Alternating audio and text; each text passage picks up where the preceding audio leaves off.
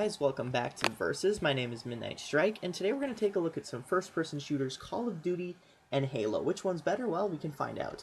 So, to start off, I'm going to do an overview of the newer series, Call of Duty, which was released in 2003, I believe. It was the first game, and it was only released for PC. So, basically, Call of Duty Classic is now on the consoles. I believe it has been for about 4 years or so. But this was it. This was the beginning of the franchise that would go on to be a bestseller for all the wrong reasons, in my opinion. But a lot of people like it, I guess. But it's like Guitar Hero releasing the same thing over and over and over again just because it's a fad. It catches fire.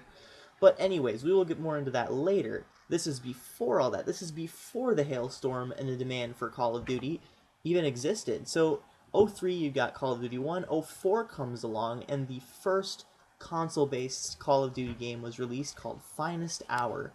And I actually had the pleasure of playing this in 2008, I believe, in the Legacy Pack that came with Finest Hour and its sequel, Big Red 1, which was released in the same year as the PC sequel, 2005. So Call of Duty 2 and then Call of Duty 2 Big Red 1 for Xbox and PlayStation 2. But the original was for PC, so whatever. In 06, see, we got another one. We got Call of Duty 3, and this is Treyarch's debut into the series. So the makers of Call of Duty Black Ops and Black Ops 2 came into the mix, and World at War, of course. But Call of Duty 3 is actually in my top 20 favorite PS2 games. I love this game. It actually had an enriching story, it actually had memorable characters, and it had really addictive gameplay and different scenarios that really kept you going. So I don't know, if they return to the campaign style that they had here, I guess I would probably really find a good time with it. So, but that's me personally. Up until this point, we were stuck in the World War II setting, the World War II era, much akin to the Medal of Honor series, which began in 1999 and is just recently branching off into more modern day warfare, but is really getting a lot of flack for it. This video is not about that, though. This is just about Call of Duty and Halo. But in 07, Modern Warfare 1 was released. It was billed as Call of Duty 4 Modern Warfare, but they would later drop just the Call of Duty and then the numbers. They would just drop that all together and just sequel the subtitle. So Call of Duty 4 came along, and it caught fire. Just mad explosion of everyone, Call of Duty madness, and it's been released every single year ever since. I mean, it was always yearly releases, but they would always make innovations to it. So that stopped, in my opinion, at around Modern Warfare 2, if not the first Modern Warfare. But this was actually the only one that was just released for next generation consoles, which, again, I don't see why, because going back and playing Modern Warfare now, it is vastly outdated. You can say that Call of Duty really didn't make any changes since Modern Warfare 1, but if you look at Call of Duty Modern Warfare 2 even, or Black Ops even, the graphics are like tenfold, just amazingly better than Modern Warfare 1. So even the graphics, the guns, the gameplay, you couldn't create your own classes, the menu system is better, and it's just, I gotta say, I'm kind of fond of the multiplayer aspect. Split screen. I don't play online, so, but I actually do kind of like the multiplayer in Call of Duty. I am guilty of that, but I wouldn't go and buy it over and over and over again. One game is just fine. Two, if you're really pushing it. But anyways, back to the initial overview. World at War was released, and we're back on the PlayStation 2 with Final Fronts, and actually Final Fronts was a lot different, vastly different from the original one that was released on next-gen consoles, at the time next-gen.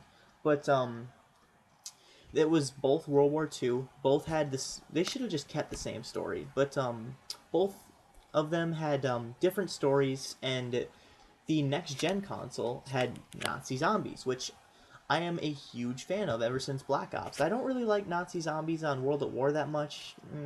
Not really too many options, but not really too many options. So I don't know. I like it on Black Ops, and then Black Ops 2, I heard you can do 4-player zombies, which is really cool, but ever since Call of Duty 3 came out, the campaigns have really, really heavily been lacking. I mean, they've been mainly focusing and putting all their efforts into the multiplayer and just leaving single player in the dust. Like, they don't even care, which kind of, pisses me off and rubs me the wrong way as to why this series is so popular when they have all this money, they have all these different studios, yet they use the same fucking engine every single year. Anyways, this is not a rant.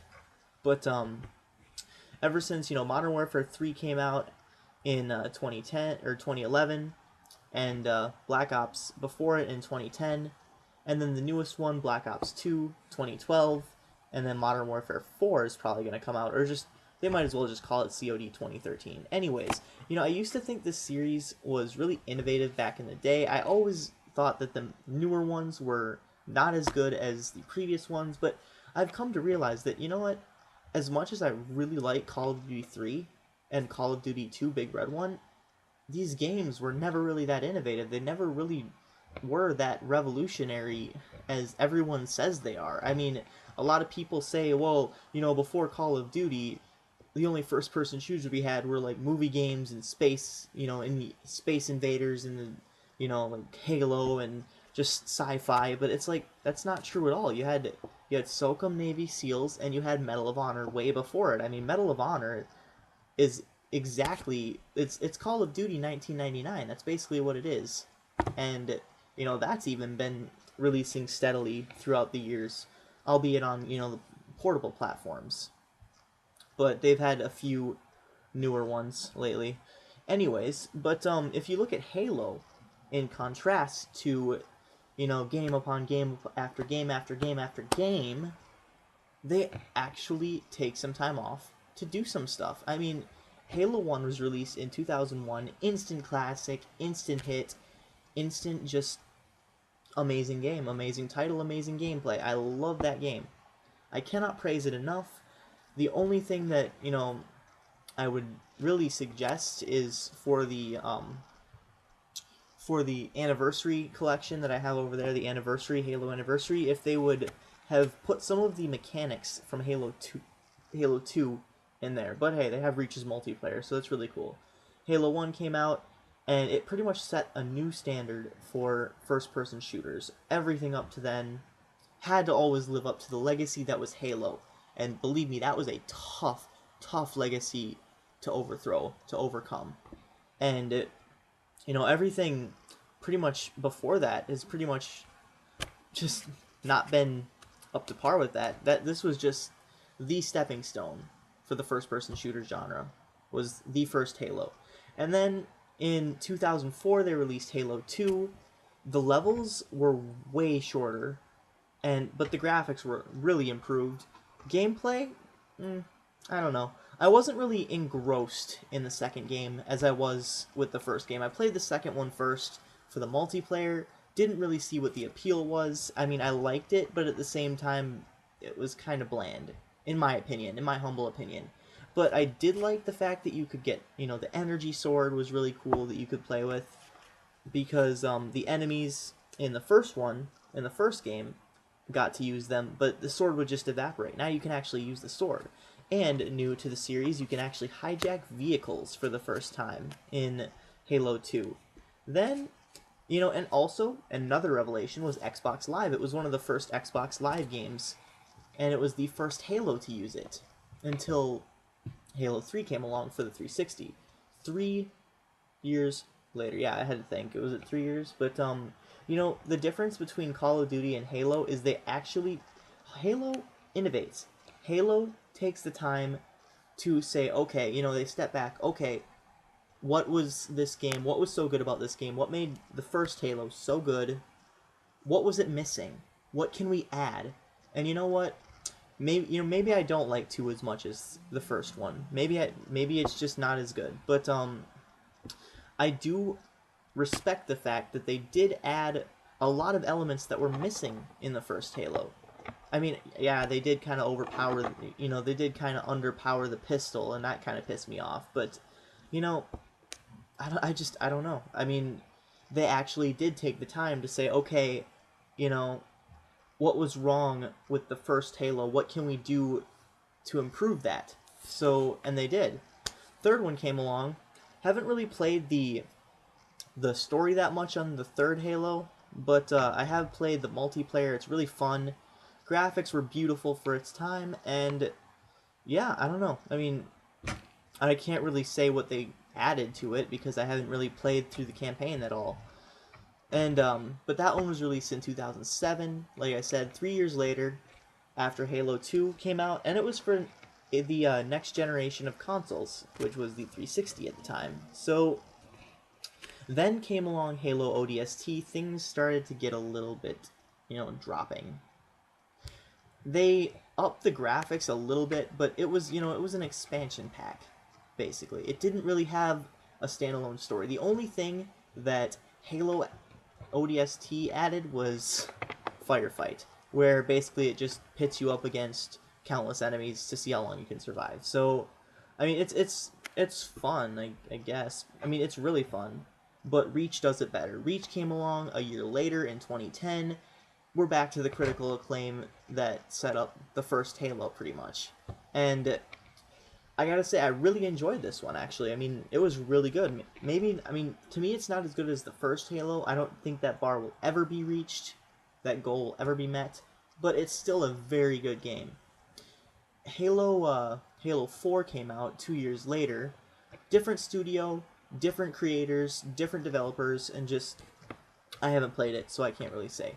Overall, I would probably, I'd have to go, as much as I like Call of Duty 3 and the multiplayers for Modern Warfare 2 and Black Ops, I have to go with Halo. I mean, the first Halo is pretty much enough to win me over for that series any day, because, I mean, the game's practically perfect. So, for Halo wins, for me at least. But, I want to know what you guys think, actually, because again, this is why I make these videos. I didn't really know what to say going into this to make it seem a little bit, my opinion seem a bit more balanced, but whatever. Subscribe below, comment, and which one do you like better, Halo or Call of Duty? Or just neither? You think, they're too mainstream, fuck Call of Duty, fuck Halo, fuck 360, fuck PS3, or just fuck video games, whatever, I don't know. Just let me know what you think. Thank you very much. This is Midnight Strike 3625. Keep calm and rock on.